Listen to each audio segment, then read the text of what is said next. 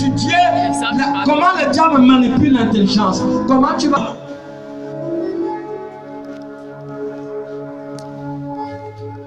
Et c'est ça le problème. Matthieu 27, 1 à 5.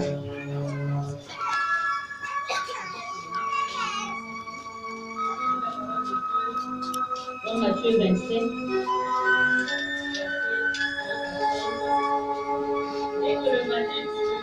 dès que le matin fut venu, tous les principaux sacrificateurs, les anciens,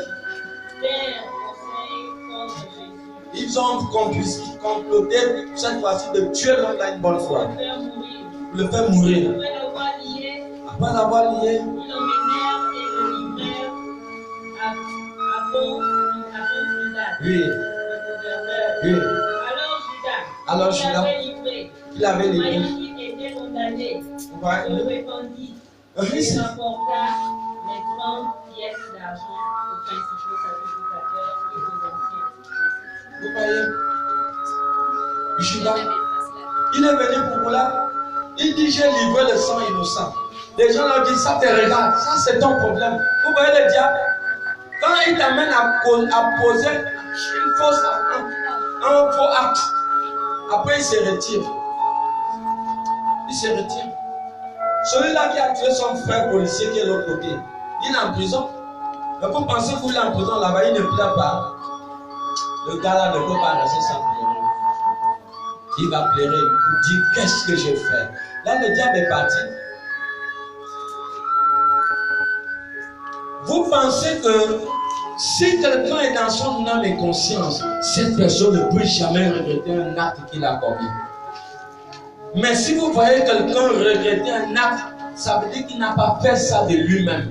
Il y avait une force négative qui l'a animé. Il y a une force négative qui l'a. Voilà pourquoi je dois arriver à regretter. Il dit, qu'est-ce que j'ai fait? J'ai livré le sang innocent.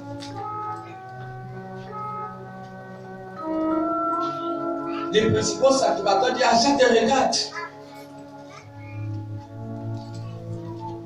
Qu'est-ce qui s'est passé? Il a préféré aller se pendre. Il a préféré aller se pendre. Satan est entré où? La mort de Judas est venue où? La mort, la plupart des gens disent où? Parce que Satan a rempli le cœur des hommes et des femmes. Si Satan remplit ton cœur, tu es foutu. Des actes déterminent qui résident dans ton cœur. Il faut faire attention. Si tu vois, tu insultes. Si tu vois, tu hais. Le Saint-Esprit ne hait pas. Au moins, si quelqu'un peut te démontrer le contraire. Si tu vois, tu as la haine vis-à-vis de quelqu'un, ne demande pas qui est dans ton cœur. Et sois sûr que tes années de vie seront limitées. Ça veut dire que tu vas mourir vite. Parce que quand le diable possède le cœur d'un homme, la personne là n'est plus autorisée à vivre longtemps. Parce que la même manière que le but du Saint-Esprit est de donner la vie, c'est la même manière que le diable est pour donner la mort. Il faut là pourquoi il faut faire attention à deux choses, le cœur et l'intelligence. C'est par les facteurs que le diable passe pour détruire et tuer et déstabiliser, détruire les foyers.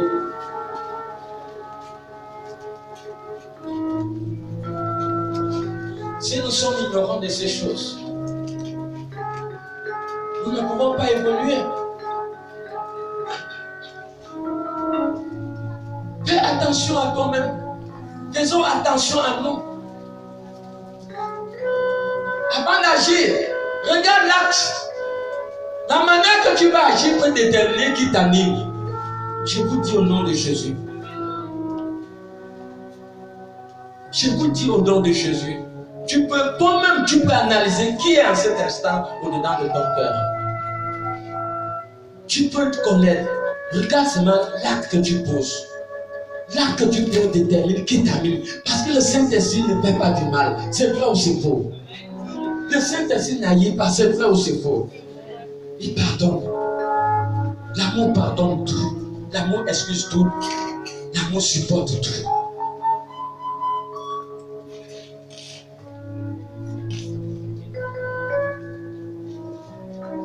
Voilà pourquoi nous devons connaître que nous sommes en guerre. Ne vois pas la vie comme une chose simple. Nous sommes en guerre contre les puissances des ténèbres. Nous sommes en guerre, mon frère. Ne néglige pas les aspects de la vie. Veille sur ton cœur. Veille sur ta capacité de réflexion. Pierre ne pouvait pas savoir que ce n'est plus lui qui est là. Il y a certaines personnes que tu penses que c'est toi qui es là, alors que c'est plus toi. Jésus m'a dit à Pierre, arrête de moi Satan. Parce que dans l'intelligence, attends, si Jésus ne passait pas par la croix, on ne devait pas être sauvé. Mais comment Pierre peut lui dire tu ne passeras pas par la croix? Et tout de suite, Jésus a détecté Satan au-dedans de Pierre. Et Jésus n'a plus dit Pierre, arrête de moi. Il a dit Satan, parce que c'était plus Pierre, c'était Satan qui était au-dedans de lui.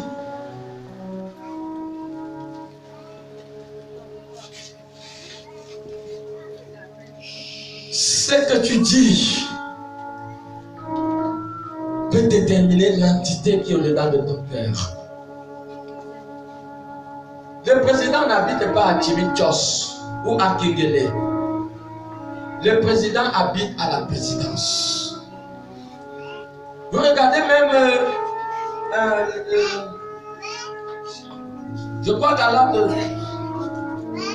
Éphésiens 3, 17, vous verrez que le Saint-Esprit habite dans le cœur de l'homme. Le diable aussi habite dans le cœur de l'homme. Pierre a parlé. Le langage de Pierre a déterminé l'entité qui est au-dedans de son cœur. Ce que tu dis, tu peux savoir en ce moment que hey, je dois faire attention parce que ce n'est plus moi. Et voilà pourquoi nous devons veiller. Lisez Proverbe 16, 17. Veille sur ton âme, veille sur ton cœur et sur ta capacité de réflexion. Il faut veiller. Qu'une fois le diable possède ton intelligence, ton cœur, il a déjà volé les années de ta vie. Tu ne peux plus vivre longtemps. Proverbe 16, 17. Proverbe 16, 17. Le chemin des hommes droits, c'est d'éviter le mal. C'est d'éviter le mal. Celui qui garde son âme, veille sur sa voie. Celui qui garde son âme, veille sur sa voie. Tu dois veiller sur tes voies. Sur ton intelligence et sur ton corps. Veille sur tes actions. Tes actions déterminent qui est à l'instant maintenant dans ton cœur. Il faut faire très attention. La vie, c'est pas la blague. La vie est une lutte. La vie est un combat.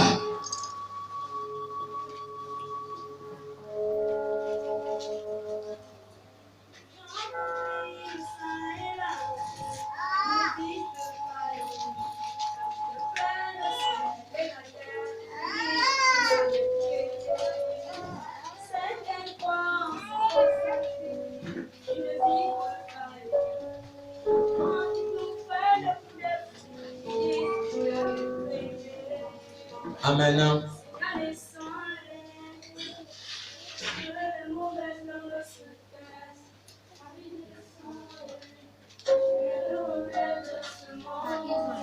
Amen. Il faut veiller. Il faut veiller. Veillons sur nos âmes. Veillons. Vous-même, regardez. Avant, pour entendre Gabosset pour passer ici, c'était difficile. Chaque semaine, presque chaque semaine, nous allons entendre, soit on va prendre un cadavre, soit c'était rare vers les années 2005. Mais il y a trop la mort. Pourquoi? Parce que les gens ne veillent pas sur leur vie. Les gens ne savent pas que nous sommes en combat. Nous allons lire 2 Corinthiens 4, 2 Corinthiens 10, le verset 4 à 5. Vous allez comprendre que nous sommes en guerre. Nous sommes en guerre contre des puissances des ténèbres. Ce n'est pas la blague. Considère la vie comme la. Notre adversaire est invisible, on ne le voit pas. Mais il passe à travers la séduction. Il passe à travers la séduction. Pour tuer. Oui, vas-y. 2 Corinthiens 10, verset 4. Car les armes avec lesquelles nous combattons, Les armes avec lesquelles nous combattons ne sont pas charnelles. Écoutez bien. mais elles sont puissantes. Ah, reprends.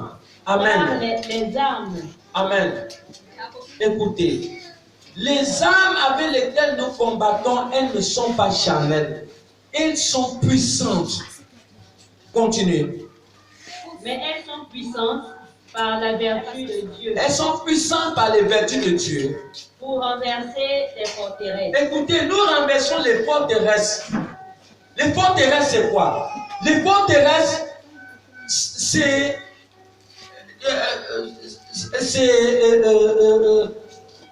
tout de suite, quelqu'un t'a offensé et tu prends la décision pour faire la personne le mal.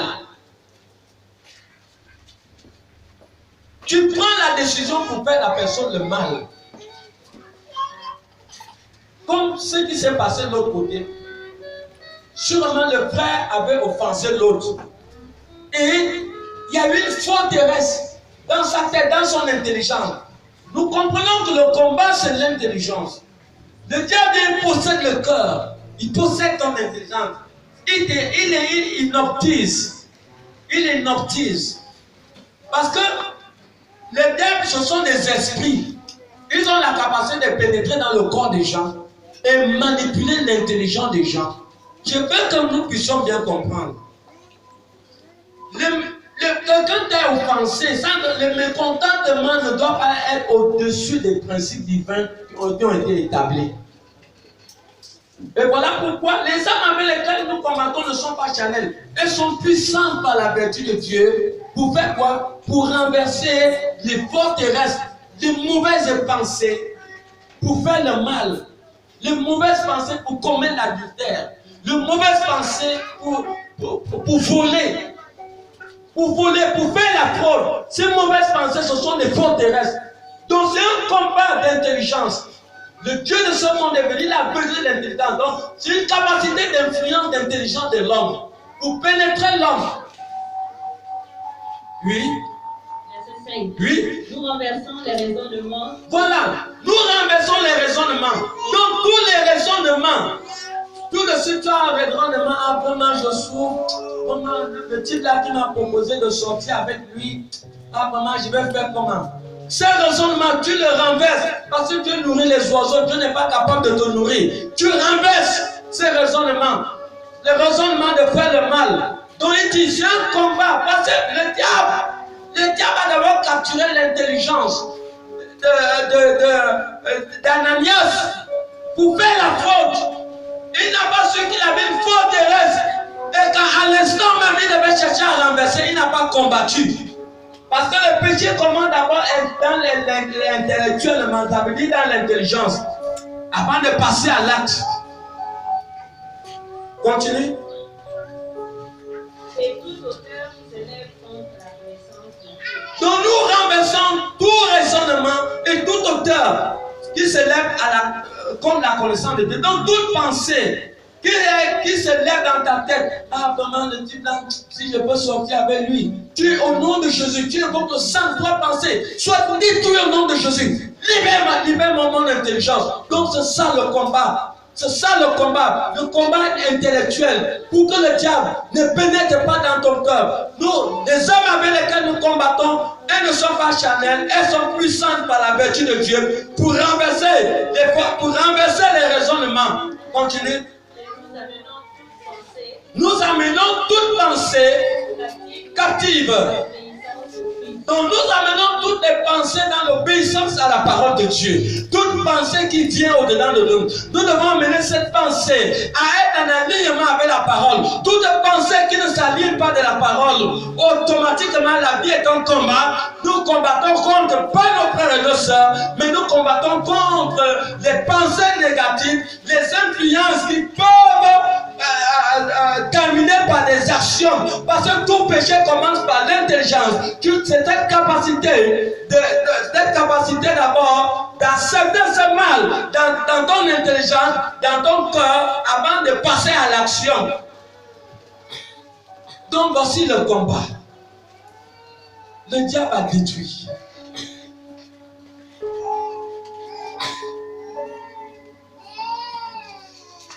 Beaucoup sont sous l'art aujourd'hui parce qu'un démon habite au-dedans d'eux. Il a fait des hommes et des femmes sous l'art. Beaucoup sont prostitués parce qu'il y a un démon qui habite au-dedans d'eux. Il influence négativement sa vie. Beaucoup des enfants volent. Pourquoi? Parce qu'ils sont possédés. Beaucoup sont méchants.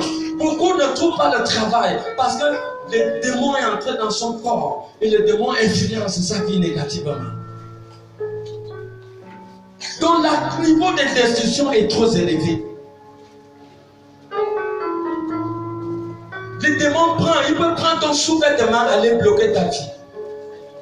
Ils peuvent aller dans un stade, prendre les empreintes des enfants qui ont joué, amener leur étoile dans la mer, dans les eaux. Il peut prendre tes ongles et tuer ta vie.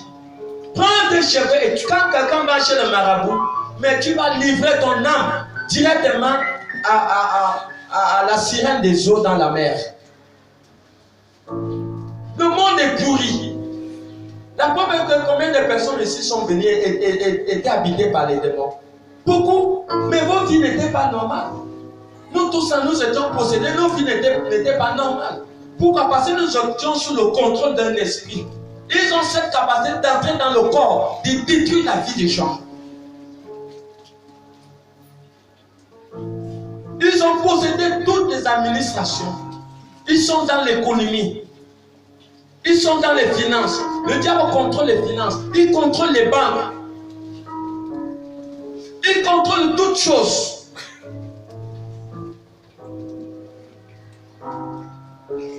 Donc à nous de comprendre, la capacité de destruction est trop élevée. Nous qui sommes enfants de Dieu, nous devons veiller.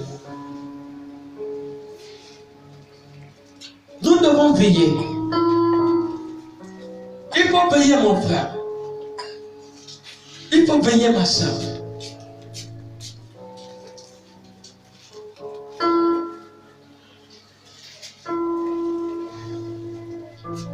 Tu dois constamment examiner le niveau de ta capacité intellectuelle. Le niveau de ta connaissance. Tu dois être sûr où je suis là. Je ne suis pas sous l'influence des puissances des ténèbres. C'est très important.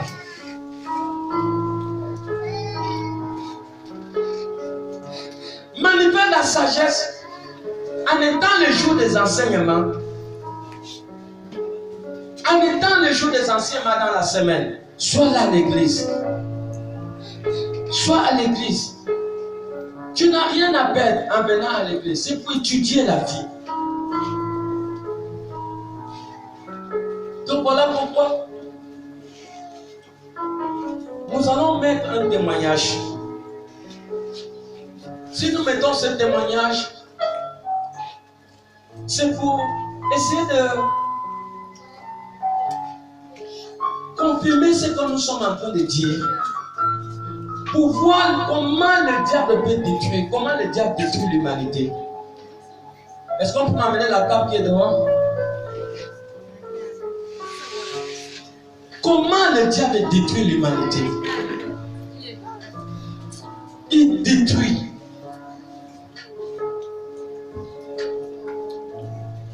Si ton enfant va à l'école et que tu n'as pas fait asseoir sur Christ,